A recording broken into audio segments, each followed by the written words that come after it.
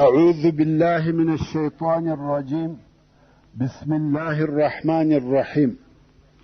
إن الحمد لله نحمده ونستعينه ونستغفره ونعوذ بالله من شرور أنفسنا وسيئات أعمالنا. من يهده الله فلا مضل له ومن يضلل فلا هادي له، وأشهد أن لا إله إلا الله وحده لا شريك له، وأشهد أن محمدا عبده ورسوله صلى الله عليه وآله وسلم تسليما كثيرا. أما بعد،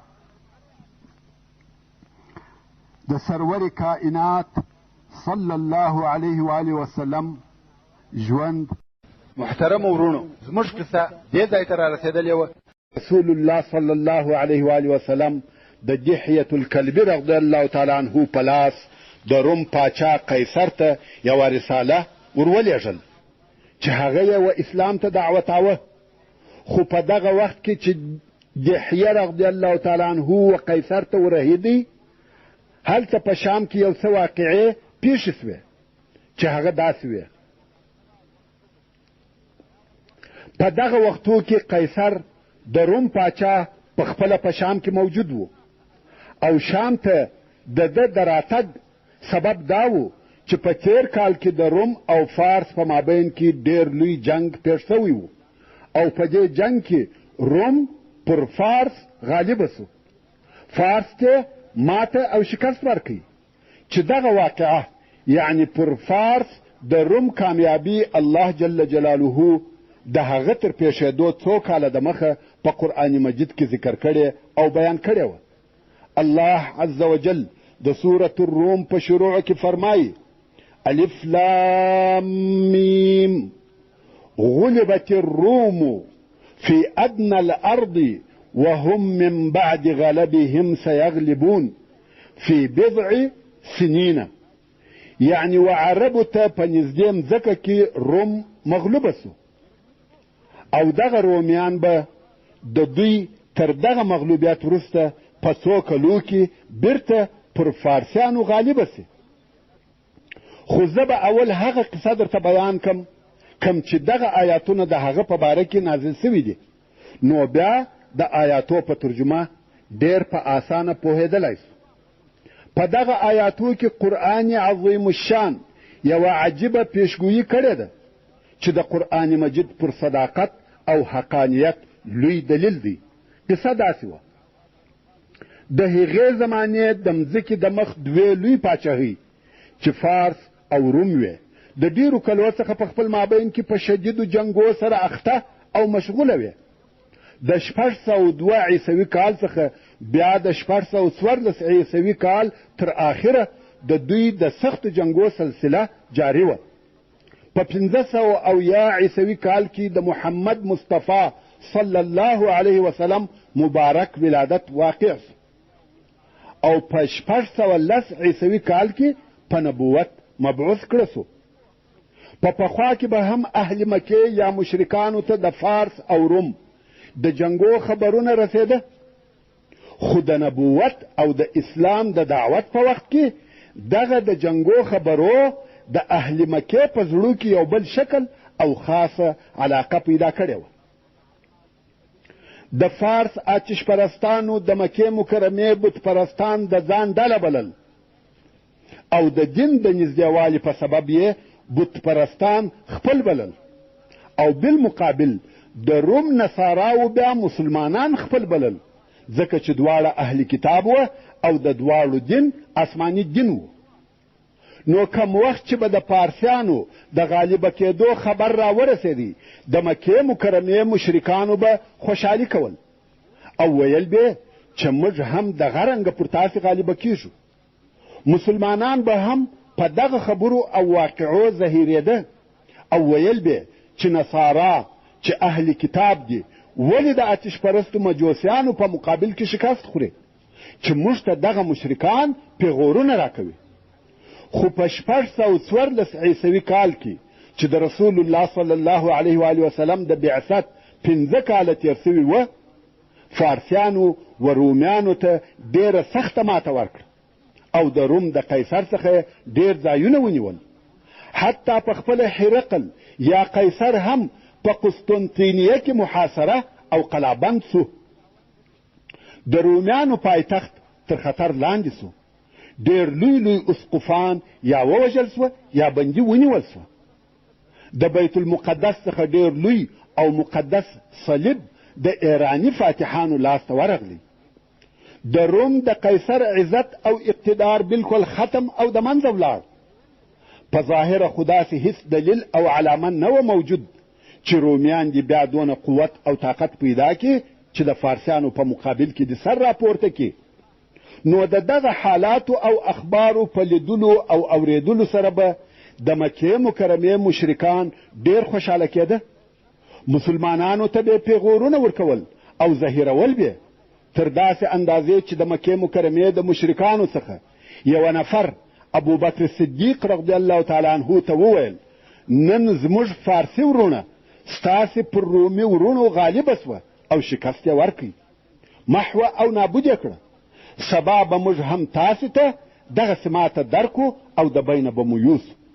په دغه وخت کې قرآن مجید د ظاهري اسبابو څخه مخالف یو داسې اعلان او بیان وکړي چې د منکرو مشرکانو هیڅ وزړه ته نه لوېدی، چې هغه دغه آیات شریف دی چې موږ مخکې تلاوت کوي. الف لام میم غلبت الروم في ادنى الارض وهم من بعد غلبهم سيغلبون في بضع سنين. یعنی و عربو ته په نږدې مځکه کې روم مغلوبه سو او دغه رومیان به د دوی تر دغه مغلوبیت وروسته په څو کلو کې بیرته پر فارسیانو غالبه سي. بضع ورونو په عربي کې د درو څخه نیولې بیا تر 9 پورې بضع ورته ویل کېږي. نو الله جل جلاله وفرمایل چې نن ورځ خو رومیان د فارسیانو د طرفه مغلوب کړه سوه، مګر د 9 کلو په موده کې به بیرته رومیان پر فارسیانو غالبه او کامیابه سي. د دغه پیشګویي په اساس حضرت ابوبکر صدیق رضی الله تعالی عنه د ځینو مشرکانو سره شرط وتړي. البته په دغه وخت کې شرط تړل نه و حرام سوي. داسې شرط یې ورسره وتړي چې ویل که تر 2 کلو پورې رومیان پر فارسیانو نه سوه کامیابه، زه به تاسې ته 100 اوښان درکوم، او که په دغونه موده کې رومیان کامیابه سوه تاسې به ماته 100 اوښان راکوئ. که څه هم ابوبکر صدیق رضی الله تعالی عنه په اول کې د بضع سنین ترجمه د خپله فکر سره برابر په لږو کلو کړې وه، نو یې خود د کفارو سره شرط هم په لږو کلو ایښی و. مګر بیا د رسول الله صلی الله علیه وسلم په لارښوونه سره د بضع سنین ترجمه یې په 9 کلو سره وکړه او شرط یې هم په دغه 9 کلو وتړی. او په دغه کلو کې د روم پاچا هرقل د جنگ دپاره ترتیبات نیول چې هغه د لاسه وتلی عزت او اقتدار بیرته راوګرځوي، او په عین حال کې یې دا نظر هم پر ځان ایښی و، ویل که الله جل جلاله موږ رومیان پر فارسیانو کامیابه کړو نو د حمص یا قسطنطینیې څخه به تر ایلیا پورې چې بیت المقدس دی د حج او زیارت دپاره پیاده او پر پښو ځم. نو د الله جل جلاله شان او قدرت ته وګورئ چې د قرآن مجید د دغه پیشګویي سره برابر د 9 کلو په موده کې یعنی تر هجرت 1 کال وروسته عینا د بدر په ورځ هغه چې الله جل جلاله و مسلمانانو ته پر مشرکانو ښکاره فتح او بری ورکړي، مسلمانان د بدر د فتح په خوشحالي کې وه چې دا خبر هم راورسېدی چې الله جل جلاله کتابي نصاراو ته پر فارسي مجوسیانو او آتش پرستانو بری او کامیابي ورکړه. چې د دغه خبر په اورېدلو سره د مکې مکرمې مشرکان نور هم سپک او ذلیله سوه، او د قرآن کریم دغه عجیبه او حیرانونکې پیشګویي د دې سبب سوه چې ډېر نفر و اسلام ته داخل سوه، او ابوبکر صدیق رضی الله تعالی عنه هغه د شرط 100 اوښان د مکې مکرمې د مشرکانو څخه واخیسته او د رسول الله صلی الله علیه و وسلم په امر سره ټول خیرات کړه. ورونو اوس بیرته و هغه خپلې قصې ته ورګرځم. هغه دا چې رسول الله صلی الله علیه و آله وسلم د دحیة الکلبي رضی الله تعالی عنه په واسطه د روم پاچا هرقل ته رساله ولیږل او په دغه وختو کې هرقل په خپله په شام کې و او دی هم په دې سبب شام ته راغلی و چې په تیر کال کې د روم او فارس په مابین کې هغه لوی جنگ پیښ شوی و چې قصه مو درته وکړه او روم پر فارسیانو غالبه سوي و. اوس چې هرقل په جنگ کې کامیابه سو نو غواړي چې په هغه خپل نظر وفا وکړي. د قسطنطینیې څخه و بیت المقدس ته پیاده راغلی خو قیصر په لار کې یو خوب ولیدی. هغه دا چې د ده پاچهي د داسې قوم او خلقو په واسطه د ده د لاسه څخه وځي چې هغه قوم سنت سوی دی. ورونو تاسې ته معلومه ده چې نصارا ځانونه او خپل اولادونه نه سنتوي. نو ده دغه خوب ولیدی چې د ده پاچهي د یوه داسې قوم په واسطه د ده د لاسه وځي چې هغه سنت سوی وي. کم وخت چې شام ته ورسېدی د علماو احبارو وزیرانو څخه یې پوښتنه وکړه چې په دې وطنو کې څوک ځانونه سنتوي. هغو ورته وویل بې له یهودو بل څوک سنتېدل نه کوي. نو قیصر د ټولو یهودو د وژلو قصد او اراده وکړه. که چیرې دا کار کړی وای دنیا به د یهودو د شر څخه خلاصه کړې وای. مګر د الله جل جلاله اراده بیا بله وه. اوس قیصر د یهودو د وژلو دپاره ترتیبات نیسي، خپلې قواوې آماده کوي چې په شام کې ټول موجود یهود حلال کړي، ځکه چې هغه د ده خوب رښتیا نسي. په دغه وخت کې چې ده د یهودو د وژلو دپاره ځان جوړاوه په شام کې یو غل ونیول سو چې هغه غل د عربو څخه و. عرب و او په شام کې اغلا کول. نو خلقو د هغه غله عرب په تلاشي شروع وکړه تر داسې اندازې چې کالي یې ځینې وکړه. کم وخت چې عرب لټ سو ویلې ده چې دی هم سنت سوی دی. نو یې ورته وویل ته یهودي یې؟ سړي ویل یا. ویل د کم ځایه؟ ویل عرب یم. ویل تاسې عرب هم ځانونه سنتوي؟ ویل هو. دا خبر یې و قیصر ته ورساوه چې صبر وکړه، یهود مه وژنه، ځکه بې له یهودو یو بل قوم هم سته چې ځانونه سنتوي. ویل هغه څوک دي؟ ویل عرب دي. او د غله حال یې ورته ووایه. قیصر ویل غل ما ته راولي. اوس و قیصر ته د غلا تر موضوع هغه بله د خوب موضوع مهمه ده. خیر غل و هرقل ته وروستل سو. د الله جل جلاله کارونه دي. په دغه وختو کې ابو سفیان او د قریشو څو نفر نور هم په شام کې دي چې د تجارت دپاره تللي وه. هلته هرقل په خپله د دغه عرب تحقیقات او معلومات شروع کړه. په خپله د دغه عرب څخه پوښتنې کوي. ویل تاسې څوک یاست؟ څنګه ژوند مو دی؟ دین مو څه شي دی؟ عرب ویل موږ د جزیرة العرب اوسېدونکي یو، مشهوره قومونه یو، ټول خلق مو پیژني چې موږ عرب یو. د هرقل په اوړو کې شګه وه. ویل آیا په تاسې کې یو نوی شی، نوی دین، نوی تحول پیښ سوی دی؟ عرب ویل هو. په موږ کې یو نفر پیدا سوی دی چې نوم یې محمد دی صلی الله علیه وسلم او وایي زه نبی یم. د رسول الله صلی الله علیه وسلم څه حالات یې ورته وویل. څرنګه چې هرقل عالم و، په تورات او انجیل کې معلومات درلوده او پوهېدی چې اوس د هغه موعود نبی د راتګ وخت دی، نو شک ورته پیدا سو. د ښه تحقیق دپاره یې د دغه نبي په باره کې پوښتنې او معلومات ځینې کول. خو علامې ټوله داسې دي چې دا هغه نبي دی چې د دوی سره په کتابو کې ذکر سوی دی. نو هرقل امر وکړي چې داسې عرب راته راولي چې د دغه محمد صلی الله علیه وسلم د قوم څخه وي. د هرقل قوم او عمله ګرځي او پوښتنه کوي چې په شام کې داسې عرب پیدا کړي چې د محمد صلی الله علیه وسلم د قوم څخه وي. ښه، دلته د هرقل عمله پرېږده چې په شام کې د مکې مکرمې په قریشو پسې ګرځي او غواړي چې و هرقل ته یې ورولي.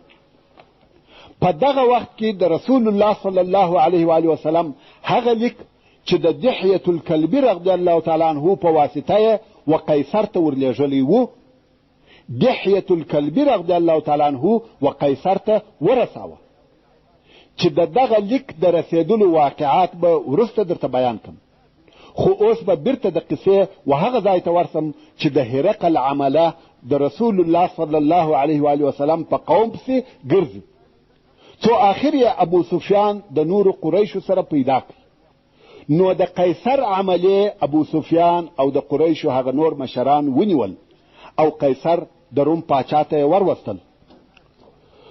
اوس نو قیصر د ابو سفیان څخه پوښتنې کوي او ابو سفیان د هغه د پوښتنو جوابونه ورته وایي چې دغه د دوی د سوال او جواب موضوع په بخاري شریف کې په یوه اوږده حدیث کې بیان سوی او ذکر سوی ده چې زه به اوس هغه حدیث شریف درته رانقل کړم. خو دا به هم درته ووایم چې په دغه وختو کې ابو سفیان د رسول الله صلی الله علیه و وسلم هغه اشد یا تر ټولو خلقو شدید دشمن دی. خو تاسې د هرقل د پوښتنو په مقابل کې د ده جوابونه، د دغه دشمن جوابونه په دقت سره واورئ. د عبدالله ابن عباس رضی الله تعالی عنهما څخه روایت دی چې ابو سفیان ابن حرب راته وویل هرقل و ما او د قریشو یوې ډلې ته چې شام ته د تجارت دپاره تللي وو نفر راولېږل، او دا هغه وخت و چې رسول الله صلی الله علیه و وسلم زما او د قریشو د کفارو سره صلح کړې وه. نو موږ د هرقل و مجلس ته ورغلو چې دی په دغه وخت کې په بیت المقدس کې و. هرقل موږ خپل مجلس ته ورغوښتلو چې د ده په مجلس کې د ده پر شاوخوا د روم ډېر لوی خلق هم ناست وه، او بیا یې ترجمان راوغوښتی او زموږ څخه یې د ترجمان په واسطه پوښتنه وکړه چې په تاسې کې کم یو په نسب کې و هغه سړي ته نږدې دی چې وایي زه نبي یم. ابو سفیان وایي ما ورته وویل چې زه تر دغه نورو ورنږدې یم، ځکه ابو سفیان په پنځم نیکه کې د رسول الله صلی الله علیه و وسلم سره یو ځای کېدی. هرقل وویل چې دی زما مخ ته کښېنوئ او د ده ملګري دي د ده و شاته کښېني. او بیا هرقل و خپل ترجمان ته وویل و دغه نورو خلقو ته ووایه چې زه د دغه سړي څخه پوښتنې کوم، چې په جواب کې درواغ راته وویل تاسې د ده خبره ورردوئ. خو ابو سفیان بیا وایي که ماته د دې څخه شرم او حیا نه درېدلی چې بیا به درواغجن معرفي سم، یعنی خلق به مې درواغجن بولي، ما به درواغ ورته ویلي وای. نو هرقل په پوښتنو شروع وکړ او اوله پوښتنه یې دا وه چې د دغه سړي نسب په تاسې کې څنګه دی؟ ما ورته وویل هغه په موږ کې د ښه نسب خاوند دی. هرقل ویل آیا په تاسې کې دغه د نبوت دعوه او خبرې یو بل چا هم تر ده د مخه کړي دي؟ یعنی چې ویل بیا زه نبي یم؟ ما ویل یا، په موږ کې تر اوسه چا د نبوت دعوه نه ده کړې. هرقل ویل آیا د محمد په نیکهګانو کې یو پاچا تېر سوی دی؟ ما ویل یا. هرقل ویل آیا هغه د شرف او عزت خاوندان یې متابعت کوي که ضعیفه خلق؟ ما ویل یا، هغه ضعیفه خلق یې متابعت کوي. هرقل ویل آیا دغه د ده متابعین زیاتیږي که کمیږي؟ ما ویل زیاتیږي. هرقل ویل یو څوک چې د ده دین ته داخل سي بیا بیرته ځینې اوړي؟ ما ویل یا، داسې څوک نه دی را معلوم چې د ده دین ته دې داخل سوی وي او بیرته دې ځینې اوښتی وي. هرقل ویل آیا تر دغه د مخه چې د نبوت خبرې وکړي تاسې په ده کې درواغ لیدلي وه؟ ما ویل یا. هرقل ویل آیا غدر، وعده خلافي او خیانت کوي؟ ما ویل یا. مګر اوس زموږ او د ده په مابین کې د یو څه مودې دپاره پر صلح عهد او اتفاق سوی دی، خو په دې نه یم خبر چې په دغه صلح او وعده کې به څه راسره وکړي. چې د ابو سفیان مقصد هغه د حدیبیې صلح وه چې اوس هم جاري او برحاله وه. ابو سفیان وایي په دغه ټول سوال او جواب کې مې داسې خبره نه کړه پیدا چې زه پر زیاته کم بې له دغه خبرې څخه. هرقل ویل ستاسې او د ده په مابین کې جنګ پیښ سوی دی؟ ما ویل هو. هرقل ویل دغه د جنگ نتیجه به څنګه وه؟ ما ویل جنگ زموږ او د ده په مابین کې سلواغه وه، کله زموږ و طرف ته کله د ده و طرف ته وي، یعنی کله موږ کامیابه یو کله دی. هرقل ویل په څه شي مو امر کوي؟ ما ویل وایي یوازې د الله جل جلاله عبادت کوئ، هیڅ شی مو ورسره شریکوئ، او هغه ستاسې پلرو چې ویل او کول هغه پرېږدئ، او موږ په لمانځه صداقت پاکۍ او صله رحمي امر کوي. نو هرقل و ترجمان ته وویل چې وده ته ووایه چې ما یې د نسب پوښتنه در څخه وکړه او تا ویل هغه د شریف نسب څخه دی. رسولان هم دغه رنګه وي، د خپل قوم په نسب کې رالیږل کیږي. او بیا مې پوښتنه در څخه وکړه چې تر ده د مخه په تاسو کې یو بل چا هم دغه خبرې کړي دي؟ تا ویل یا. نو که چیرې په تاسو کې یو بل چا هم دغه د نبوت دعوه کړې وای نو ما به ویلي وای چې دی هم د هغه نفر تقلید کوي او هغه خبرې کوي. او پوښتنه مې در څخه وکړه چې آیا په نیکهګانو کې یې پاچا تېر سوی دی؟ تا ویل یا. نو ما ویل کې په کورنۍ کې پاچا تېر سوی وای نو به مې ویلي وای چې سړی د خپلو پلرو او نیکهګانو پاچاهي غواړي. او پوښتنه مې در څخه وکړه چې دغه د نبوت تر خبرو د مخه تاسې دی په درواغو متهماوه؟ تا ویل یا. نو زه پوه سوم چې هغه څوک چې د خلقو سره درواغ نه وایي دا امکان نه لري چې هغه دې پر الله جل جلاله درواغ ووایي. دا ممکنه نه ده چې یو څوک دې په خپل عادي او معمولي ژوند کې د خلقو سره درواغ نه وي ویلي او بیا دې پر الله جل جلاله درواغ ووایي. دا هیڅ عقل نه مني. او بیا مې پوښتنه در څخه وکړه چې اشراف او باعزته خلق یې متابعت کوي که ضعیفه خلق؟ تا ویل ضعیفه خلق یې متابعت کوي، او دا معمول دی چې همیشه د انبیاو متابعین ضعیفه طبقه وي. هغه چې په ابتدا او شروع کې د رسولانو متابعت کوي هغه اشراف او سرداران نه وي بلکې ضعیفه خلق وي. او بیا مې پوښتنه در څخه وکړه چې د ده متابعین زیاتیږي که کمیږي؟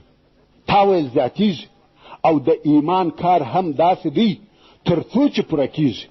خلق په تدریج سره مسلمانیږي څو بالکل اسلام عام سي. او بیا مې پوښتنه در څخه وکړه آیا یو څوک پس له هغه څخه چې د ده دین ته داخل سي بیرته د ده د دین څخه اوړي؟ تا ویل یا. ایمان هم داسې دی چې وزړه ته ننوځي زړه په روښانه کیږي او په زړه کې ځای نیسي. او بیا مې پوښتنه در څخه وکړه چې آیا غدر او خیانت کوي؟ تا ویل یا. انبیا هم داسې وي چې هیڅ غدر نه کوي. او پوښتنه مې در څخه وکړه چې په څه شي مو امر کوي؟ تا ویل د یوه الله په عبادت، او وایي هیڅ شی مو ورسره شریکوي، او د بوتانو د عبادت څخه مو منع کوي، په لمانځه صداقت او پاکي مو امر کوي. ورونو دلته نو قیصر یوه لوح او د معنا ډکه جمله وویل که دغه ستا خبرې حق او رښتیا وي نو به دی د دغه ځای امیر او مالک سي چې دغه زما پښې پر پرتې دي، یعنی حکم به تر دغه ځای راورسېږي. قیصر ویل زه پوهېدم چې دغه نبي راتلونکی دی، خو دا ګمان مې نه کاوه چې هغه دې په تاسې کې وي. که زه پوه سم چې زه وده ته ورسېدلی سم ما به د ده د ملاقات په لار کې ډېر تکلیف تحمل کړی وای، او که زه د ده سره وای. ورونو متوجه سئ دا د قیصر خبرې دي. د روم پاچا په دنیا کې د هغه دوو لویو مملکتو څخه د یوه مملکت پاچا خبرې کوي او وایي که زه د ده سره وای ما به پښې ور پرېوللی. او بیا یې هغه د رسول الله صلی الله علیه و آله وسلم لیک راوغوښتی او هغه یې و دغه مجلس ته ووایه. کم وخت چې د لیک د ویلو څخه فارغه سو په مجلس کې آوازونه پورته سوه، غالمغال جوړ سو. وصلى الله تعالى على خير خلقه محمد وآله وأصحابه وأهل بيته أجمعين. والسلام عليكم ورحمة الله وبركاته.